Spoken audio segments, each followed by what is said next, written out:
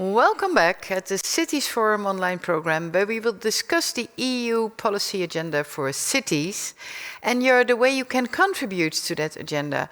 Because like Hugo this morning said, they're looking for ideas, they're looking for ways to have ideas for the urban agenda. And one of them is online now. It's in Padlet. It's the instrument we're using for that. And instrument is a very big word. It's just an online thing where you can drop your IDs. You don't have to leave any details. Just push the plus in Padlet and share your IDs.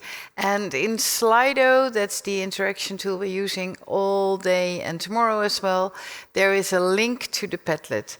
And I've seen many people already found the way to Padlet and found a way to contribute to the EU agenda for cities. Next to me is Sofia. She is working for the EUI. What is your role within the EUI? Hello, Gertie. So I work as reporting officer at the European Urban Initiative. So I'm in charge of everything that has to do with monitoring, reporting, but also helping the governance structure of the initiative. So we're very happy that we can have here the city agenda at Cities Forum to really hear cities' voices and have them contribute with your ideas, your challenges, everything that you can not have the opportunity to say. Now is really the moment. Now it's the moment, isn't it? Yeah. And what is your work you're doing for the agenda? So as the initiative, we're really using the Cities Forum as the forum to collect widely and across Europe as many contributions as we can. We then will gather that information and pass it along to the European Commission. So as explained this morning by Hugo Sobral, they will then be in charge of analyzing this information and building up the agenda. So our role really is here facilitating this, making you contribute, gathering as much as we can. And what is your personal role in collecting all these IDs? Well, within the team, we were of course a group of team working on this all together, and we came up with this expression wall here on site. So it is really a space where all participants can freely go with a little post-it, put in whatever comes up through your mind, whether it's a story you want to share, a suggestion, a challenge sometimes, or an opportunity. So whatever. Whatever, exactly, whatever. The objective is really to have an open space for dialogue. And I expect that it's the same for the online expression wall, which we're talking about all day or every day here. It's the online expression wall in Padlet. Sibren, can you share with us how it looks like at the moment for our participants? Yes, let's see if we can get it on the screen. Ooh. And there are a lot of ideas from a lot of different places over here.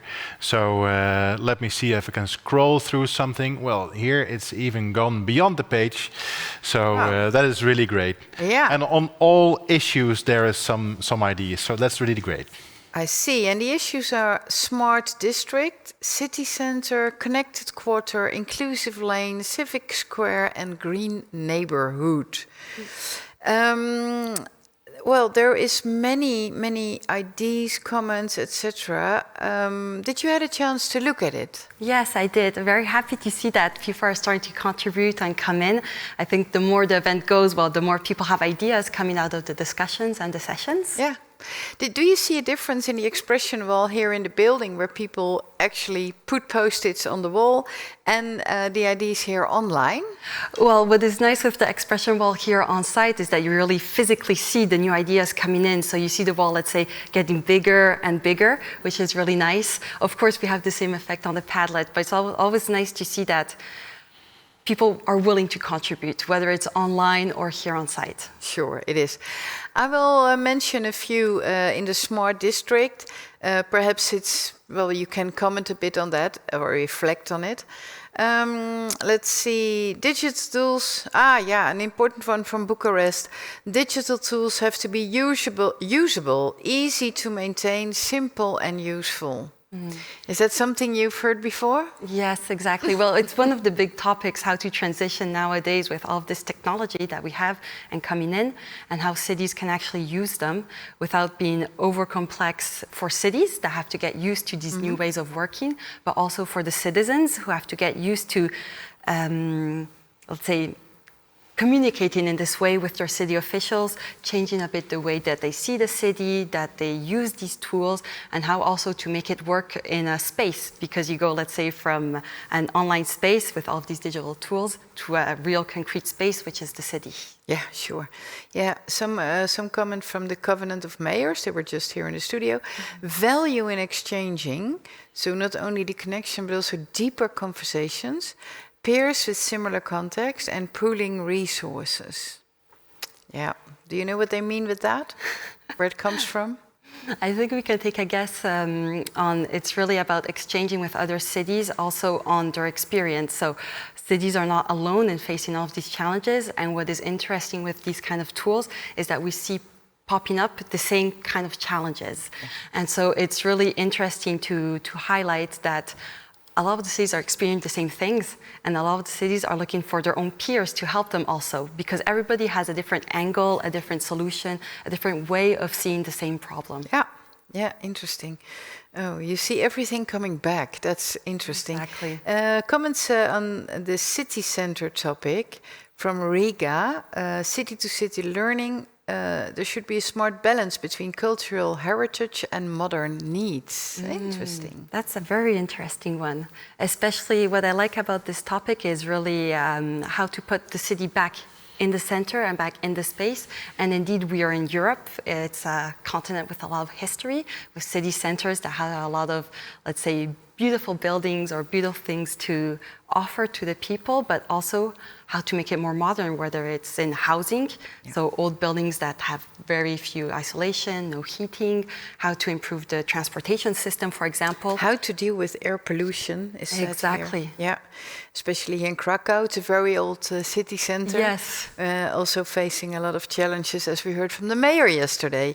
We move on to the next one, connected quarter, and I'm still a bit in doubt what it is. Can you give me a bit more context within the topic of connected quarter? Yes, so this is the part of the expression wall where we can express yourself on mobility. So everything that has to do with connecting the different neighborhoods. Connecting different neighborhoods. Exactly. How to go from one place to another, how to go fast, or how to go the most efficient way, or how to go also for people that cannot move that easily, whether it be elderly, disabled, children, for example. All right. Really the idea of making this. The ideas are a bit different. They're more focused on physical mobility. Like, for example, in Tampere, I don't know, I will probably pronounce this incorrectly, in Finland, they talk about inclusive mobility. Scooters are our important part of urban mobility, but at the same time, they cause significant harm to people with disabilities. For example, the ones who are seeing impaired. Exactly. Yeah, things like that. Accessibility in small cities is a topic which is coming back in more comments. There is a qualificational difference between older people or less educated people. Yeah. Yeah. International and cross-border links, Eurail to connect the European youth. Well, I can tell you, not only the European youth, but I love to travel by train, and it takes days and days and days to get out of the circle of Paris, Vienna, Berlin, London for me. Yeah. So yes, please work on the Eurail. But what's interesting about that is really what we were saying at the beginning, that every city has their own angle on how to use it. And mobility, I think, is really one of the topics where you see how differently people use the city, need the city, and what the city has to offer to them. Indeed. Katish in Slovakia, international and cross-border links based on values like peace, family, and love. That's actually a really nice message. It is. Yep. Yeah. To bring across Europe, to use actually connecting, to bring, let's say, the more immaterial contributions. Sure. Yeah. I would have expected that as well in the inclusive lane, but that is more, that is funny. It is from Czech, the city, or somebody called Usianatlaba. Sorry, I cannot read it. Cities should own more flats. It's our priority. Yeah. So that's the one on housing and affordable housing. Inclusive exactly. lane. Yeah. Yes. Somebody says higher taxes for people who own more than one housing unit. Yeah, this turns out to be a conversation about housing. Exactly. Collaborative housing. Yeah, sure. So inclusive lane at the moment, housing is the big issue. Which is a very big topic at the moment in all of European cities. Yeah. The right to stay. I cannot get that out of my head. Yeah. The right to stay, I think, and the right to stay well with a high quality life. Yeah, of course. Yeah. In the civic square, it is about trying to create groups with good leaders who will influence others and spread the message. Listen to the younger generations, listen to students, youth organizations. This is about generations. Integrated strategies, more theoretical. Most of them are only to meet certain standards. Do you know what that means? What this person wants to say? No, can you say it again? Integrated strategies, more theoretical. Most of them are only to meet certain standards. Yes, I understand. Yeah. So the integrated approach is really the fact of having different sectoral policies, so mobility, social policies, come together in one policy. So it's really about breaking bridges or making bridges across different topics and make them work together, because cities are places where a lot of things come together. You cannot just go with one angle and expect everything to work out. You really have to work with different people from different administrations, different societies, different neighborhoods to make it work. To make it work, yeah. There's another thing to make it work, which we have heard several times today. Participation, talk to citizens, give a structure where public consultation will be taught to students through classroom visits, to adults through participatory design processes. Yeah, that's what we heard in the last two city examples as well, isn't it? Yeah, all right. And the last one, but not the least, green neighborhood, participative decision making. So it is a topic which is concerning a lot of people. Yes. Local leadership support needed, lack of knowledge and human resources. And again, participative decision making. And then, anonymous, not everyone is convinced we have climate change. There is a lot of distress to the, quoted, bad government. People lose faith and safety. I think all of this really points out to the willingness of people to actually contribute to their daily lives, not just to having other, let's say, higher levels deciding for them, but really saying their word, contributing a bit. Like now we're asking cities to say what are their challenges, and in turn people that are living in cities are also willing to shape their futures and have a word. So really important message coming up here. Yeah, nice. I think it's very interesting to see that the ideas are being posted and that you recognize it, that you can work with it. So I hope this is a way to involve even more people in our Padlet, our online expression wall, which will be used to draft the agenda for the urban policy.